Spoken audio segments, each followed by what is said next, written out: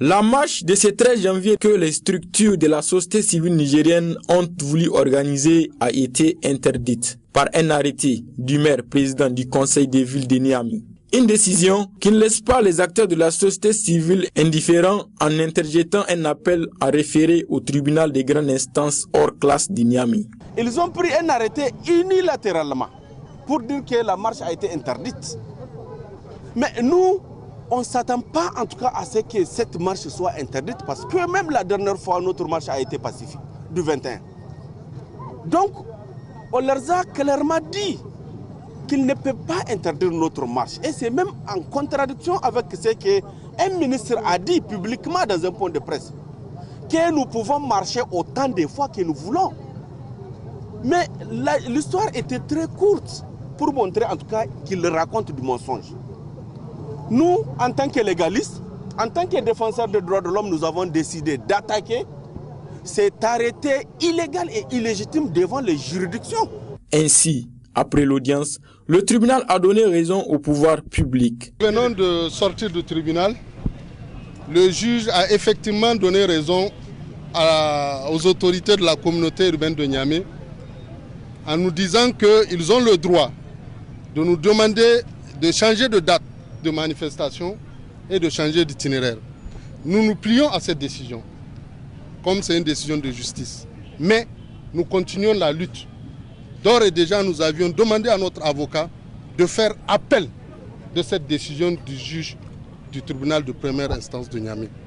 Et Inch'Allah, au niveau de la cour d'appel, nous aurions effectivement raison, parce que pour nous, il s'agit d'une restriction de nos libertés. À vouloir nous dire de manifester, rien que les week-ends et des jours choisis par les autorités de la communauté urbaine de Niamey, nous pensons que la démocratie est en péril dans ce pays. Rappelons que cette deuxième marche est l'œuvre décisive organisatrice de celle du 21 décembre dernier, qui a drainé un monde fou, ce qui peut être amené le pouvoir public à craindre une autre manifestation de ce genre, comme en témoin la présence massive des forces de défense et de sécurité sur les lieux où les manifestants devraient tenir leur meeting.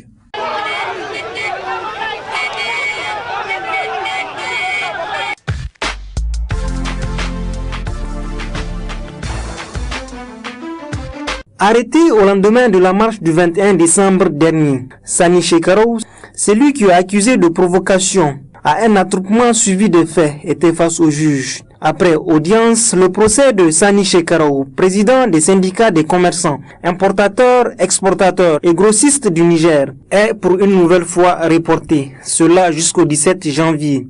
Pour raison, l'absence de témoins à charge composés de policiers. Malgré la déception pour ses amis et camarades, on reste confiant. Nous faisons foi à la justice et nous allons observer le calme et nous demandons aux gens de se calmer. Nous faisons foi à la justice et nous avons des avocats qui sont des avocats vraiment défenseurs. Pour le moment, c'est ce que je peux dire à la presse. Donc gardons notre calme, nous faisons foi à la justice et le jugement a été reporté pour le mardi 17. En attendant le mardi prochain, pour connaître l'issue de cette affaire, Sani Shekarou va continuer à garder prison.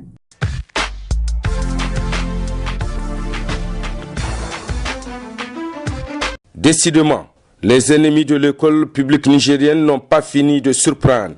Nous sommes ici au quartier Koubia, où un bras de fer oppose les habitants du quartier à un individu tapi dans l'ombre. Comment est né ce bras de fer? Élément de réponse. Le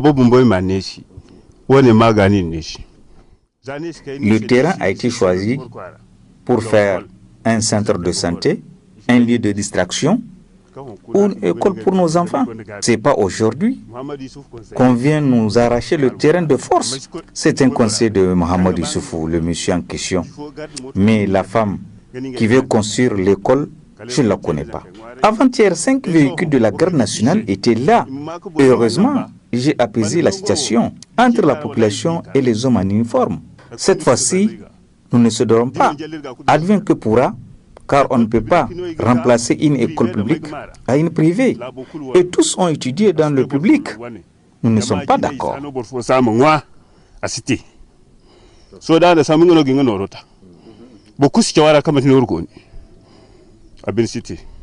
Selon les habitants du quartier Koubia, le déguerpissement a eu lieu grâce aux forces de l'ordre. Avant-hier, ils nous ont amenés sur ce terrain 2 véhicules, des hommes en tenue, où ils ont utilisé du gaz lacrymogène contre les élèves et leurs parents. Un veillard a failli succomber. J'ai d'ailleurs pris quelques photos. Mes 3 gardes ont arraché mon portable pour supprimer les photos et m'ont remis mon portable tout en me disant qu'on te laisse à cause de ton âge. C'est pas normal. L'endroit nous appartient car j'ai l'habitude de cultiver ici pour mon grand frère. Pour l'acteur de la société civile nigérienne, les populations du quartier Koubia doivent rentrer dans leurs droits et l'État doit prendre ses responsabilités. On ne peut pas prendre un lieu public, vendre à une personne, un citoyen lambda, pour dire que lui, il est plus autoritaire que l'État du Niger. Non. Je pense que si les autorités du Niger continuent à toujours des pratiques comme ça, la mafieuse, c'est pas normal. Et c'est pas normal aussi qu'on vienne déguerpir un établissement avec son directeur et les élèves, et même leur mettre le gaz lacrymogène sur eux. Et même il y a eu des malades parmi eux. C'est que veut dire que ça, c'est un état de fait que nous condamnons. Et nous interpellons le président de la République, le Premier ministre, le président de l'Assemblée, à ce qu'ils viennent sur le terrain là, voir la situation. Le ministre des enseignements secondaires, il faut qu'il prenne ses responsabilités. Sinon, nous allons mobiliser qui de droit pour qu'on remet vraiment ces enfants-là et les parents d'élèves de leurs droits. Parce que nous parlons en tant qu'acteurs de la société civile et en tant que parents d'élèves aujourd'hui, il y a des situations très amères que maintenant qui continuent à rester à Niamey. Il faut arrêter, il faut arrêter. Au niveau de la section lycée-collège, bientôt ils vont entreprendre des démarches auprès des autorités pour régler le problème. Pour ce qui concerne la question de Koubia Kaina, et là vraiment, si réellement c'est ce qui fut fait, que l'autorité régionale en charge de l'éducation n'a qu'à prendre des précautions afin que vraiment ces camarades puissent se retrouver dans leurs droits. Parce que nous constatons que le rester en tout cas dans un mur est plus mieux, parce qu'on a vu ils ont fait beaucoup plus des efforts. Nous avions vu avec des ONG auxquelles nous avions arraché des établissements pour mettre ça à la disposition bien sûr des camarades. Et nous pensons que ça c'est un début en tout cas de combat que nous allons mener de notre côté en tant que section. Continuer avec les autorités, négocier avec eux pour que ces camarades soient dans leurs droits. Quant aux élèves qui sont les premières victimes, leur cri de cœur. En tant qu'élèves, nous avons notre mot à dire, car c'est nous qui étudions ici. On demande aux autorités de nous laisser étudier. Les jours à venir, nous dirons plus.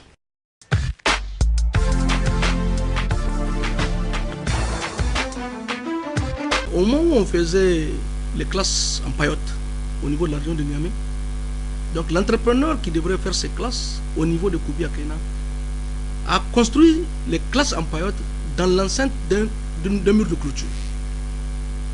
Volontairement ou sciemment, je ne sais pas. Alors, quelques jours après, donc, une dame s'est présentée à moi pour me montrer qu'elle a un arrêté du ministère de l'Urbanisme.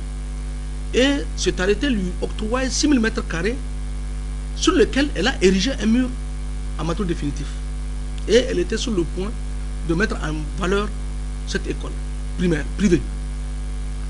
J'ai aussitôt interpellé le directeur régional de l'enseignement secondaire qui m'a expliqué qu'effectivement, cette dame a obtenu du ministère de l'Urbanisme les 6000 mètres carrés avec un cahier de charge. Et nous, en tant que ministère de l'enseignement secondaire, nous avons les 8000 mètres carrés qui sont contigus à cette école.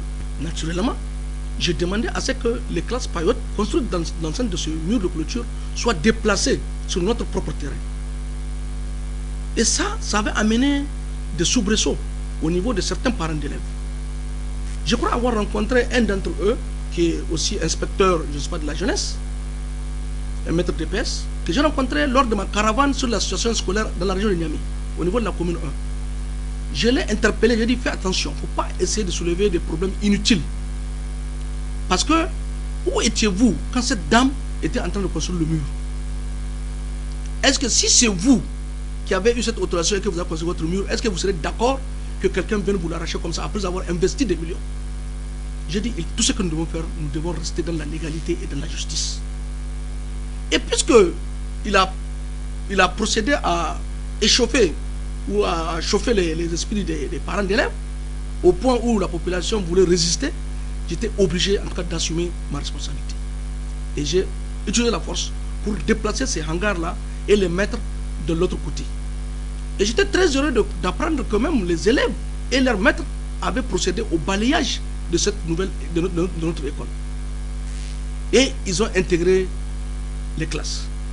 Mais quelle ne fut ma surprise de voir encore certaines personnes qui continuent à vouloir alimenter ce faux débat.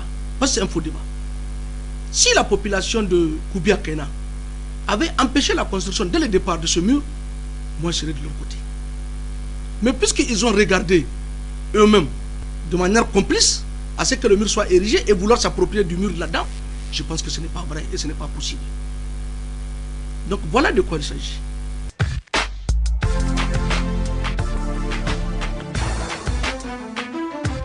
L'affaire de Koubia Keïna continue d'alimenter les conversations. Quelques heures seulement de la sortie médiatique du gouverneur de Niamey sur la question, la population de Koubia Keïna revient à la charge. Ce samedi, parents d'élèves, élèves se sont convergés sur le terrain en litige pour apporter des clarifications. 2015, la rentrée 2015-2016, normalement il y a eu la création, on devrait faire l'ouverture. Mais il y a eu un mais parce que l'administration des établissements publics n'avait pas eu de contact avec le chef de village, raison pour laquelle l'année passée on n'avait pas fait l'ouverture. C'était cette année qu'on avait fait l'ouverture. Et quand on a fait l'ouverture, nous, notre terrain, pour nous quand même, le terrain qu'on avait demandé, c'est sur ça que le maire a fait la demande, parce que le maire, avant de faire la demande, il a fait visiter le terrain. Quand il a visité le terrain, avec, je pense, une mission de 4 personnes, plus le chef de village, donc ils ont visité le terrain était nu. Le terrain était nu. Donc vraiment, c'est l'îlot et on nous a octroyé, donc il a fait la demande sur ça, pour la création du collège. Et nous, de l'autre côté, on a fait ça au niveau donc, du ministère de l'équipement. Donc l'un dans l'autre, on s'est dit que nous avons fait en tout cas notre travail de parents d'élèves. Mais les autorités d'antan, parce que les autorités d'antan, je dis, et peut-être qu'il y a eu des glissements de terrain quelque part. Parce que sinon, on ne peut pas faire une demande et ne pas avoir une suite. Ils ont attendu une année plus tard et ils ont octroyé le terrain à une dame, hein, et une moitié donc à une dame en 2015. Alors que nous, notre demande, c'était 2014. Donc, vous voyez, il y a vice de forme. Outre la population de Koubia Keïna, plusieurs structures de la société civile accompagnent cette lutte pour rétablir l'ordre et la légalité. Nous demandons au gouverneur, ça c'est pas une bagarre, c'est pas une lutte, c'est pas un jeu de ping-pong. Nous pensons que lui, en tant que première autorité de la région de Niamey, quand il a vu notre sortie avec la population du quartier, il devrait nous appeler. De quoi il s'agit? On doit parler, mais pas de venir donner un droit de réponse et parler vraiment sur une situation qu'il ne maîtrise même pas. Si cette dame est partie voir le gouverneur, nous on ne va pas voir le gouverneur, on a des documents, tout ça, on a des preuves, tous les arrêtés sont là avec nous. Le plan de l'école est avec nous. On va donner à qui le droit, les gens vont voir. L'école a été créée en 2014 comme ils l'ont dit, la parcelle a été attribuée en 2014 comme ils l'ont dit, les demandeurs de la parcelle, ils ont leur nom, les deux chefs du village, le ministre qui a attribué, on a sa signature, c'est le ministre de l'équipement d'antan, Salih Habi, on en a tous les documents ici, donc ce qui veut dire par rapport à ça, nous le cri d'Allah, tout ce qui revient à la population nigérienne, vraiment c'est de laisser à la population nigérienne. Aujourd'hui on ne peut pas marceler un collège public pour donner la moitié à une tierce personne et puis on laisse seulement une petite portion de parcelle pour dire que ça va acquérir un collège. À quand la fin de ce bras de fer entre la population de Koubia Keïna et le gouverneur de Niamey? Les jours à venir nous diront un peu plus.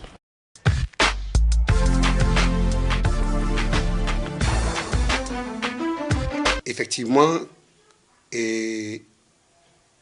cette rumeur est devenue une réalité.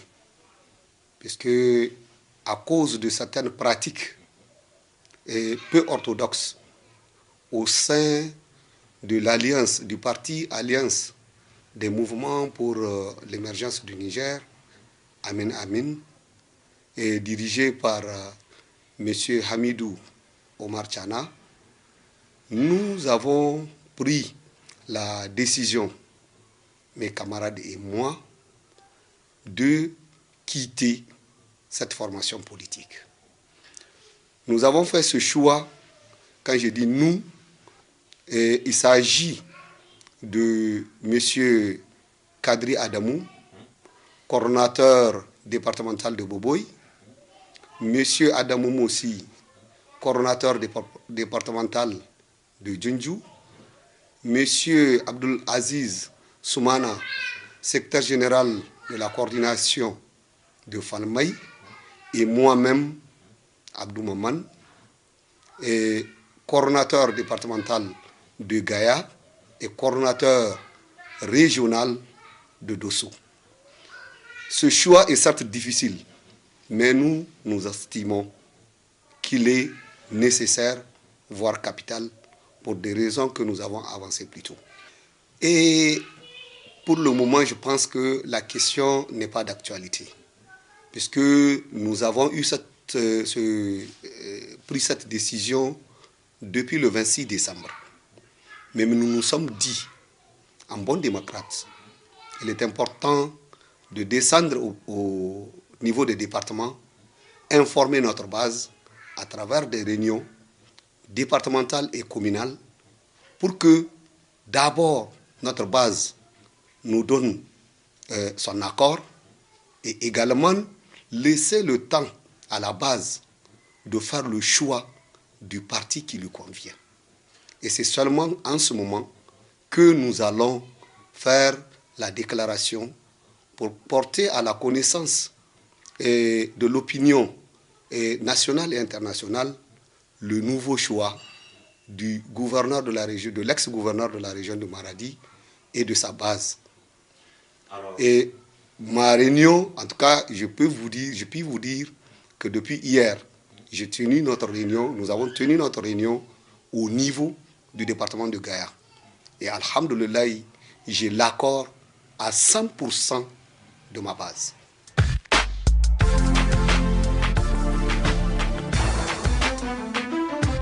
Cette rencontre, la première du genre initiée par le ministère de la Santé publique, se veut être un rendez-vous de donner et de recevoir entre le ministre en charge de la santé publique, les promoteurs des centres et écoles privées de la santé et les acteurs de la société civile. Elle se tient sur le thème « Être en règle conformément au texte en vigueur au Niger ». L'objectif poursuivi par ces assises est d'informer certains ou rappeler aux autres les dispositions à respecter pour se conformer au texte de la République en cette matière. L'atteinte de cet objectif passe nécessairement par la remise en cause de certaines pratiques qui ont cours jusqu'ici en vérité dans plusieurs structures privées. Une importante réunion qui a permis aux participants de discuter sur le problème qui assaille le secteur de la santé au Niger. Il y a trop de problèmes et vous l'avez eu le temps de vous rendre compte qu'il y a trop de problèmes dans ce pays par rapport à ça. Et tout ça parce qu'on ne respecte pas les textes. Il y a des textes, les gens les mettent à côté et ils font autre chose. Et tant que nous allons refuser de travailler avec les textes dans un état de droit, ça veut dire que tout est foutu. Oh, parce que c'est ça l'intérêt, la différence entre l'état de droit et l'état d'exception. C'est parce que dans l'état de droit, on a la possibilité d'anticiper, de prévoir les choses et c'est ce qui est prévu qui s'applique. Et non, on se réveille le matin, on fait ce qu'on veut. Comme il est loisible de constater que désormais, il y a dans ce pays, même la Constitution est là qui la met de côté. Ils font ce qu'ils veulent, ils mettent la Constitution carrément à la marche. Pourtant, nous avons dit à l'article 9 de la Constitution, 39 de la Constitution, que tout citoyen civil ou militaire a l'obligation absolue de respecter en toutes circonstances la Constitution et l'ordre juridique de la République. Respecter la Constitution, c'est respecter toutes les dispositions de la Constitution. Au terme de la rencontre, des conclusions pertinentes ont été tirées par le ministre de la Santé publique. Le ministère ça attend de vous un appui. On a des cadres, hein. Dans toutes ces directions, il y a des cadres. Il y a des cadres compétents. Oui, quand on voit la richesse quand même des exposés, on sent que tout le monde maîtrise son domaine. C'est vraiment l'accompagnement. Et l'accompagnement, c'est de tous les acteurs.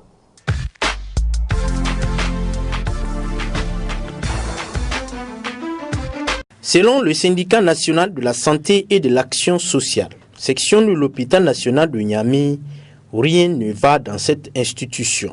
Au vu de la gravité de la situation, cette structure syndicale rappelle à l'ordre le premier responsable de cette institution sanitaire à travers une lettre adressée à ce dernier. Nous avons constaté depuis un certain temps qu'il y a une dégradation. Et nous avons même parlé de dégradation de l'existant. Parce qu'une institution que vous avez trouvée dans un état, à défaut de le rendre beaucoup plus belle, eh bien on doit la laisser telle qu'on l'a trouvée. Alors malheureusement, nous avons constaté que la situation se dégrade de jour en jour.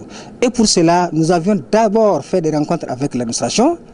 Et parce que nous avons constaté que la situation ne s'améliore pas comme nous le désirons, nous avons essayé d'adresser une lettre. Eh bien, nous avions estimé que trop c'est trop.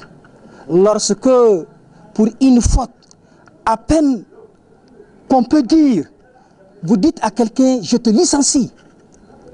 Lorsque pour une faute de rien du tout, pour un superflu, on qualifie cette faute-là de faute lourde. Et on dit l'agent, on le remet à la disposition du ministère de la Santé publique. Les agents du ministère de la Santé publique sont les premiers qui ont servi dans l'hôpital. Ils continuent à le servir. Eh bien, je ne peux pas comprendre que lorsque toi, en tant que responsable, le minimum que tu dois faire, tu n'es pas à mesure de le faire. Mais tu t'en prends à tous les autres sous le fallacieux prétexte qu'ils font mal les choses.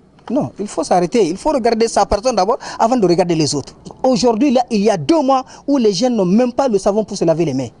En tant que manœuvre, tu banques, tu mets ta main à la poche pour pouvoir laver le carreau de l'État. S'il vous plaît, on va où? Le CISAS, section de l'hôpital national de Niamey, s'est dit engagé à défendre les intérêts de ses membres. Si cette lettre-là n'est pas appréciée à sa juste valeur, nous allons déposer un préavis dès la semaine prochaine. Parce que c'est un combat que nous allons engager, nous estimons que ce combat est noble, nous allons le faire jusqu'au bout. Bien entendu, un révolutionnaire, mais la révolution, elle reste et demeure. La section CISAS de l'hôpital national de Niamey invite tous ces militants à rester sereins et œuvrer pour le bien-être des populations dont ils ont la charge, tout en restant ouverts et disponibles au dialogue.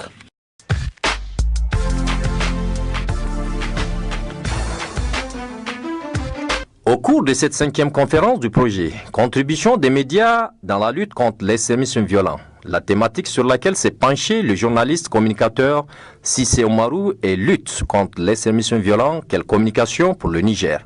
Au cours de son exposé, M. Cissé Oumarou s'est axé sur 3 points essentiels, à savoir le contexte, les facteurs favorisant l'extrémisme violent, l'engagement de la communauté internationale et la communication du Niger sur le phénomène. Cette 5e conférence a été aussi l'occasion pour le président de la Maison de la Presse de nous en dire plus sur ce projet. Concernant le thème quelle communication au Niger dans le cadre de la lutte, c'est de donner à ces journalistes, comme dans le même sens, les moyens pour comprendre qu'est-ce que l'État est en train de faire dans le cadre de la communication contre l'extrémisme violent, quelle communication il est en train d'adopter, quelle attitude et permettre aux journalistes de comprendre s'ils ont besoin d'informations, où ils doivent-ils aller chercher l'information. Nous avons un conférencier qui est actuellement au ministère, qui est agent de l'État, qui travaille au ministère de la Communication et qui a un master en communication. Donc un journaliste aussi de formation qui est là. Donc c'est vraiment un cadre qui puisse permettre à ces journalistes-là de poser toutes les questions relatives à ce phénomène-là. La semaine prochaine, Inch'Allah, il y aura une cérémonie officielle de lancement de ce projet-là, de ces formations-là, et qui verra la participation des uns et des autres pour officialiser tout ce travail que nous sommes en train de faire. Je peut me permettre aussi de rappeler qu'à l'issue de ces formations-là, nous appelons les journalistes à produire des œuvres liées à ce thème, à l'extrémisme, à les produire et à les éditer ou bien à les diffuser, et qu'après 3 mois de travaux, ces œuvres seront primées le 3 mai, Inch'Allah. Les meilleurs auront des prix de l'ambassade des États-Unis d'Amérique au Niger. Cette 5e conférence qui rentre dans le cadre du projet « Contribution des médias sur la lutte contre l'extrémisme violent » initié par la Maison de la Presse et l'ambassade des États-Unis et qui a eu pour thème « Lutte contre l'extrémisme violent, quelle communication pour le Niger » a permis aux journalistes de mieux connaître la communication de l'État du Niger en termes de lutte contre l'extrémisme violent et du coup renforcer leurs capacités.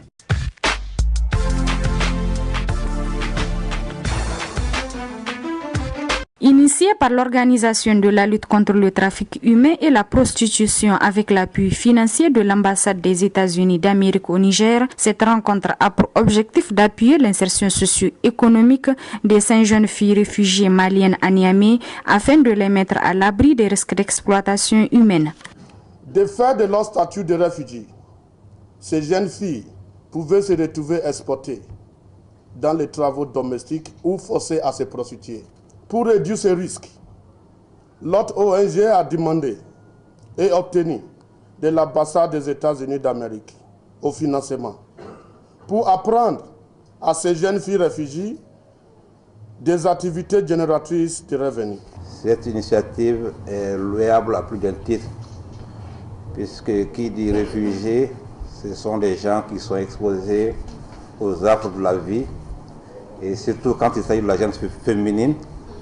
Donc l'initiative est plus que louable. Je tiens à les remercier vivement pour cet esprit. Procédant au lancement des travaux, le représentant du ministre de la Justice a félicité l'ONG LTHP pour l'organisation d'une telle initiative. La présente activité préparée par l'ONG appelée Organisation de lutte contre le trafic humain et la prostitution LTHP et s'inscrivant dans une logique. Cette activité, dis-je, elle est à encourager. À ce titre, j'invite cette ONG à multiplier de pareilles initiatives et les autres structures de la société civile à prendre son exemple. Au terme de son intervention, Cheb Maman a exhorté les participantes à suivre avec intérêt les modules qui leur seront développés au cours de ces assises, notamment la vie associative et les activités génératrices de revenus.